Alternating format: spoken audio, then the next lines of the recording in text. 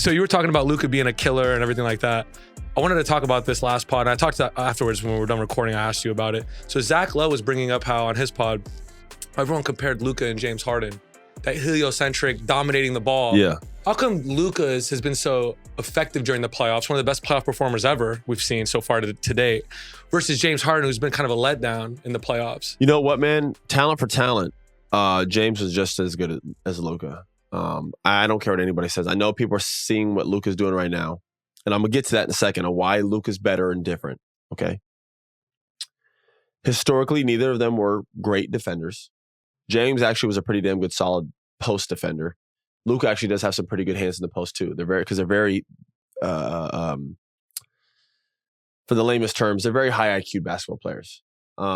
So on defense down there, they're able to, outsmart bigs with their hands and read them pretty good. Offensively, they're one and the same kin. You can pick and choose which one's better at what. Who's a better passer? That's a tough one. James Harden's led the NBA in assists multiple times. People don't realize how good James was at passing and seeing stuff. Yeah. I really noticed it was one thing playing against him.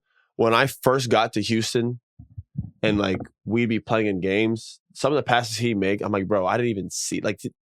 Yeah, man. He could really pass the ball. Right. Like Luka. Him, bro, prime James, bro. MVP James, the years I was there. James you could argue he might be a little better. I think him and LeBron are probably the two only guys that have ever led the NBA in points and in another season led them in assists, right? It's really tough to do. I mean, that's a very unique talent. You could say only him and LeBron have ever done that. But I just want to get to, why is Luka just better in the playoffs? The opposite of James in the playoffs. I hate to say that. James is our guy. I don't want to come at him, but that's definitely his rep, right? In the playoffs, he gets a little sour. With Luka, it's completely the opposite. And that's where the differences are between them. So if we're comparing them, player to player, like I said, at James's peak, I think James was probably a little bit better. Where Luka gets the final nod, though, at the end of the day, where you're just I'm rolling with Luka, is in these moments of a game 7 or something like that, he just kills, bro. He's a killer. And I'm not saying James wasn't that, because I've seen him do that in a lot of games, but James was never able to do it all the way to where his team got to the conference finals and then on to the finals. Obviously Luka has. Luka's already been to the conference finals once. And now he's back here again, going to the finals now. Well, James went to the conference finals with Chris Paul, once, obviously. Yes. Went again with Dwight Howard one year where they lost to the Warriors, 2015. You sure? Yeah. They went twice? Yeah, 2015 He's been to the conference finals twice. The Warriors' first title, they beat James and the Rockets, Dwight Howard, Trevor Ariza in the conference finals, 2015. And then James had a famous 13 turnover game. Yes, in the closeout game, which added to his playoff correct, woes. Yeah, correct. Okay, yeah, you are right. So I mean, but that still is the case. So if we're going for season success, then I guess all Luka does have is this 1 year over him. You could argue Luka's also only, how old is he? 25. Yeah, he's so you know, it's been pretty impressive so far. He's been first team 5 years in a row. It's kind of nutty with him. But still, in those games, man, Luka kills. So, it's game 7, Luka on the road. Here's the difference. If I said, game 7 on the road against James Harden versus game 7 on the road versus Luka, you're like, I've seen what this guy has done in these games. That's the difference. It's almost the body language too. Luka's jawing at the fans, talking shit. He's nodding his head. He's smiling. He's laughing. He's looking at D-Book on the free throw line. You know what I mean? And in James, I don't know if it's the big beard. There's no emotion almost. He's kind of just going through the game a little bit where people, question his effort. He's not showing up. And he's just a little more not that kind of guy that's going to jaw with the fans, talk shit, do all that like Luka's been doing. It's almost just the way he plays and the enthusiasm he plays on the road in those big moments, people just gravitate towards that more than when it looks like James isn't. He's checked out almost, right? Yeah, it just seems like Luka just goes for it a little bit more. Yeah. in the big game. Yeah. And I can't say in the big games because it's bro, I've played in so many big games with James, and he's just absolutely dominated, bro. Right.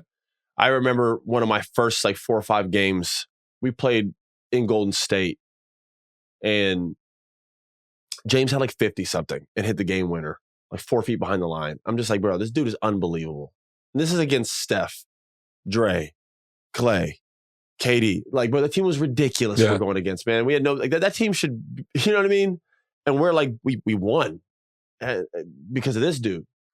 It was crazy. And we all had to chip in. I had 18. This guy had 14, 15. But, like, we weren't winning unless James went for 40. James had to go for, like, 50 to get this game done for us. And I was just like, man, this guy's really good. I had never played with anything like that. Yeah. Even in L.A., CP was a guy who would manipulate the games with the pick and roll. Blake was a scorer, but it's just through the post. You know, in the playoffs, he wasn't taking games over like that.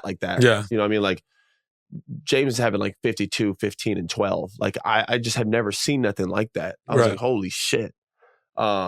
He was really good. And I think James's postseason success has really defined him, unfortunately, to where people are like, man, like, Luka's way better than James. No, not if we're going skill for skill, player for player. No, he's not. They're like probably the same. You could argue James is better because at one point James was explosive. James go down the rim and punch on you too. Yeah. But where Luka gets the nod is that he's like Babe Ruth, man. That motherfucker just swing big, miss big, bro. He just goes for it. Yeah. Look at his first couple shots for that Minnesota game. His first shot was 5 feet behind the line. It's a terrible shot. Second was a step back for he's like, I'm taking this game over right now. I'm not even waiting. He did the same thing with Phoenix. Like, I'm letting everybody know I'm going to be the best player tonight. I'm going to dominate. He gives his team like a 20-point edge every time because he goes on like a 20. He goes for like 30 in the first quarter every time. Like, we're talking some nutty shit. He does it all the time. He's going to do it again this series. One of these games in Boston, he's just going to I can't wait. I know. Everybody in Boston, too, with the fans, people are hoping for that game. Right. And I'm not saying I want Dallas to beat Boston or Boston to beat Dallas. I don't really give a damn who wins. I just want good basketball.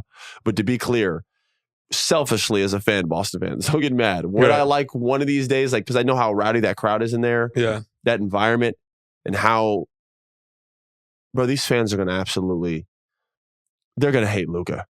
Boston fans haven't seen anything like this guy. He's not only a great player, he talks the entire game and he wears the refs out. And it's funny because everyone compares Luka to like a modern day Larry Bird, and now Boston's going to have to root against this guy that plays like their favorite player of all time. So it's going to be interesting to see that for sure. Yeah, it's going to be incredible. By the way, Luka's been that killer. When he was 18 years old, he won the EuroLeague championship with Real Madrid, and he was the best. He was the MVP, and he's been doing that from a young age. This guy's just like we talked about it last pod. He's a prodigy. He's a special talent, and it's the mentality that sets him maybe apart from a guy like James.